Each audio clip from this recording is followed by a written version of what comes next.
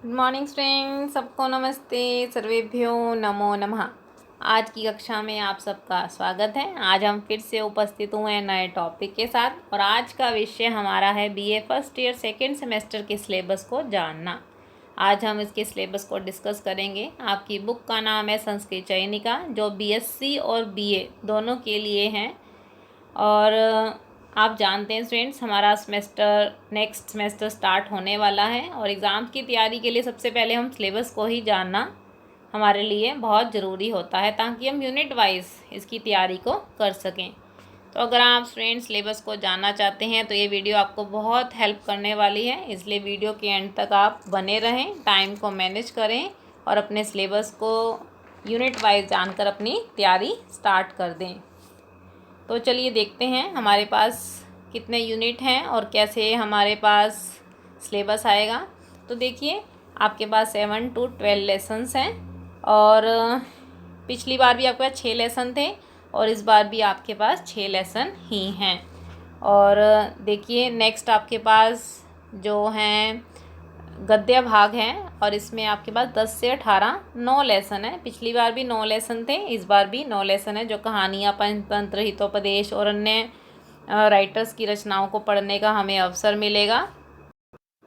Next unit, third unit भी हमारा, third और फोर्थ यूनिट हमारा ग्रामर वर्क का है और इस बार हमारे पास फिर से शब्द रूप और धातु रूप हैं। प्रक्रिया वही है पर थोड़ा सा नया भी है, उसको हम जानेंगे। और सभी यूनिट आपके पास 16 मार्क्स के हैं। यूनिट 4 में आपके पास ग्रामर का व्यंजन संधि और विसर्ग संधि है, जो पिछली बार आपके पास स्वर संधि थी। और नेक्स्ट टॉपिक में आपके पास कारक और उपपद विभक्तियों पर आधारित अनुवाद हैं, यानी छोटे छोटे अनुवाद का कार्य भी इस बार आपको सीखना होगा क्लास में। तो देखते हैं नेक्स्ट हमारा क्या यूनिट है। उसके बाद हमारे पास वेरी शॉर्ट क्वेश्चन आएंगे और उसमें से 8 क्वेश्चन, यानी हर एक यूनिट से आपको 2-2 क्वेश्चन पूछे जाएंगे और वह आपका काम जो है 16 मार्क्स का है। तो इस प्रकार 80 मार्क्स का आपका ये पेपर है।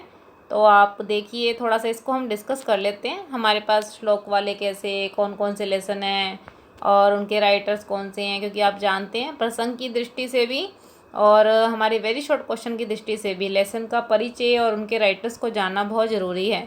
तो देखते हैं हमारे पास इस बार चैप्टर्स कौन कौन से हैं और कौन कौन सी रचनाएं पढ़ने का हमें सुअवसर मिला है। तो देखिए, हमारा 7th लेसन है दंडः शास्ति प्रजा सर्वा। आपने पिछली सेमेस्टर में भी रामायण महाभारत के चैप्टर पढ़े, इस बार भी आपके पास 7th लेसन महाभारत से लिया गया है और शांति पर्व से उद्धृत है। ये 18 पर्व हैं महाभारत में, 1 लाख श्लोक हैं। 8 चैप्टर हमारा गीता, श्रीमद् भगवत गीता से लिया है, तो ये हमें गीता को पढ़ने का भी अवसर इस बार हमें मिला है। दूसरा अध्याय है श्रीमद् भगवत गीता का, जिसका नाम है सांख्य योग। उसमें 72 श्लोक है, जिसमें से 18 श्लोकों को हम पढ़ेंगे। और आपकी गीता का उद्गम स्थल जो है महाभारत का 6ठा पर्व है भीष्म पर्व। तो इतनी जानकारी आपके वेरी शॉर्ट क्वेश्चन में भी काम आएगी और आपके प्रसंग की दृष्टि से भी काम आएगी। तो 9th लेसन आप देखिए, नीति सूक्तियाँ, जो आपने जाना अभी कि हमारे इसमें आचार व्यवहार, खान पान, संगति, मित्रता, चतुरता, अनेक प्रकार के राजा के लिए क्या संदेश हैं। तो अनेक प्रकार के श्लोकों को पढ़ने का हमें अवसर मिलेगा और ये हमारे राइटर हैं इसके आचार्य चाणक्य। 10th लेसन हमारा है मैत्री। मैत्री का मतलब आप समझ रहे होंगे, मित्रता यानी फ्रेंडशिप के ऊपर है कि मित्र कैसा होना चाहिए। क्योंकि आप जानते हैं स्टूडेंट, सुख के समय तो सभी इकट्ठे हो जाते हैं, साथ भी देते हैं, पर दुख के समय में कितने हमारे साथ मित्रता निभा पाते हैं। तो ऐसा चैप्टर हम पढ़ेंगे और ये चैप्टर आपके अलग अलग राइटर्स, यानी 10 श्लोक हैं, अलग अलग जगह से इन राइटर्स ने लिखा है। भर्तृहरि द्वारा रचित है, कुछ पंडित विष्णु शर्मा द्वारा रचित मिलेंगे, कुछ चाणक्य द्वारा, कुछ नारायण पंडित द्वारा। तो नेक्स्ट देखते हैं भर्तृहरि की सूक्तियाँ, आपका 11th लेसन है। महाकवि भर्तृहरि, जिनके 3 शतक हैं और शतक से तात्पर्य ही ये है 100 श्लोक, ठीक है। तो आपको 12 श्लोक इसमें दिए गए हैं और ये नीति शतकम 3 शतक है, नीति, श्रृंगार, नीति और वैराग्य, जिसमें से नीति शतक में से आपको 12 श्लोक दिए गए हैं। और उसके बाद प्रश्न उत्तरानी बहुत छोटे छोटे श्लोकों के माध्यम से 12th चैप्टर है आपका बड़े गहरे गहरे संदेश इस श्लोकों के माध्यम से हमें मिलेंगे। और यह आदिगुरु शंकराचार्य जी ने अपने प्रश्नोत्तर रत्न मालिका से लिया है। तो इस प्रकार स्टूडेंट्स, ये आप वेरी शॉर्ट क्वेश्चन के द्वारा इन चैप्टर्स को नाम को याद रखें और प्रसंग की दृष्टि से भी इसे याद रखें ताकि आपका दोनों काम हो सके। तो नेक्स्ट हम देखते हैं हमारे पास गद्य भाग, जिसमें से हमें 9 लेसन आएंगे 10 से 18 तक।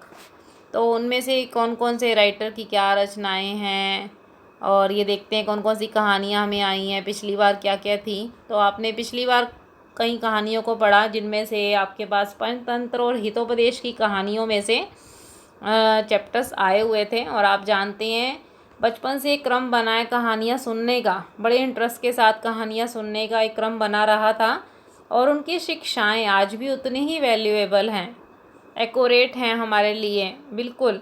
तो देखते हैं हमारे पास इस बार सिलेबस में कौन कौन सी कहानियाँ हैं। 10th लेसन है आपका कुंजरः परलयम गतः, और यह लेसन आपका पंडित विष्णु शर्मा द्वारा रचित है, पंचतंत्र से लिया गया है। नेक्स्ट आपका 11th लेसन है मायावी भीरुष्टो हतः, छल कपट करने वालों के द्वारा ऊँट मारा गया, और यह पंडित विष्णु शर्मा द्वारा रचित है, पंचतंत्र से लिया गया है।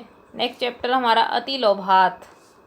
अति लोभात से आपको स्पष्ट हो रहा है बकोमृतः, कि अत्यधिक लालच के कारण बगुला मारा गया, यानी लालच बुरी बला है, आप जानते हैं। तो इस चैप्टर को हम बगुले की कहानी के माध्यम से जानेंगे। इसके भी राइटर आपके पंडित विष्णु शर्मा हैं, और पंचतंत्र से ये चैप्टर लिया गया है। नेक्स्ट देखते हैं 13 लेसन है हमारा परिवार्जकस्य वंचनम। वंचनम का अर्थ ही है ठगा जाना, सन्यासी का ठगा जाना। यहाँ पे आषाढ़ भूति धूर्त है, जो देव शर्मा नाम के सन्यासी को ठगता है, तो उससे संबंधित हम कहानी को यहाँ पर पढ़ेंगे। और यह भी आपकी रचना पंडित विष्णु शर्मा द्वारा रचित है। तो आप देखिए 4 चैप्टर अभी तक आपके पंडित विष्णु शर्मा द्वारा रचित ही मिले हैं आपको।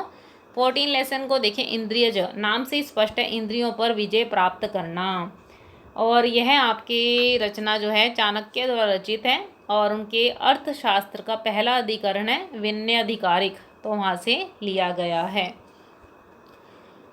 ब्राह्मण जातकम, नेक्स्ट चैप्टर आपका 15th आपका चैप्टर जो है ब्राह्मण जातकम, आर्यशूर द्वारा रचित है, और जातक माला से लिया गया है। जातक माला का अर्थ बड़ा स्पष्ट है। जातक का अर्थ है बुद्ध के, महात्मा बुद्ध के पूर्व जन्म संबंधी कथाएं हैं इसमें, और माला का अर्थ है समूह।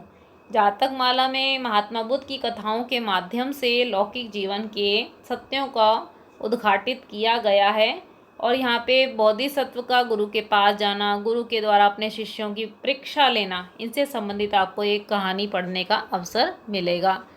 और 16th आपका लेसन है नेकेनापि समम गता वसुमति।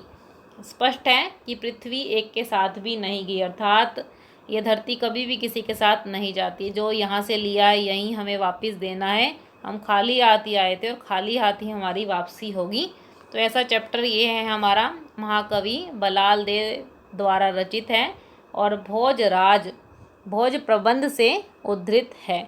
इसमें राजा भोज की कहानी है, और बचपन से ही उनकी विद्वता का परिचय हमें पढ़ने का अवसर मिलेगा।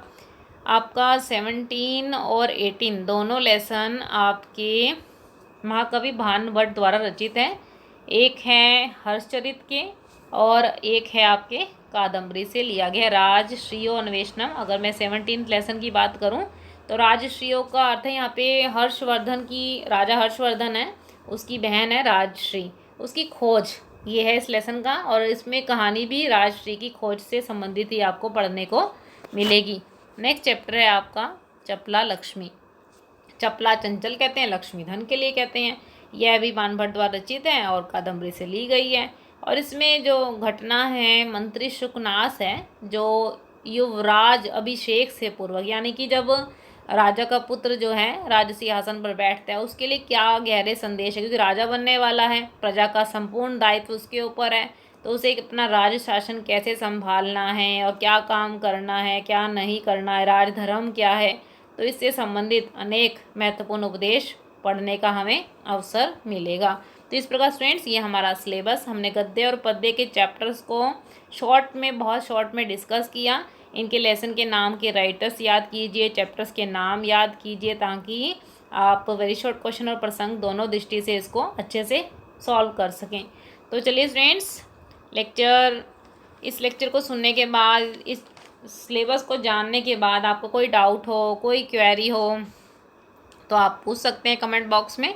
उसके अलावा आपकी कोई सजेशन हो तो वह भी आप कमेंट बॉक्स में ज़रूर बता सकते हैं। ये चैप्टर आपको कैसा लगा, ये क्लास कैसी लगी, तो यह भी आप कमेंट बॉक्स में ज़रूर बताइए। आपको लेक्चर अच्छा लगा तो इसे लाइक कीजिए, अपने फ्रेंड्स के साथ शेयर कीजिए, और इसी प्रकार अगर आप बड़ी आसानी से संस्कृत सीखना चाहते हैं तो चैनल को सब्सक्राइब करना ना भूलें।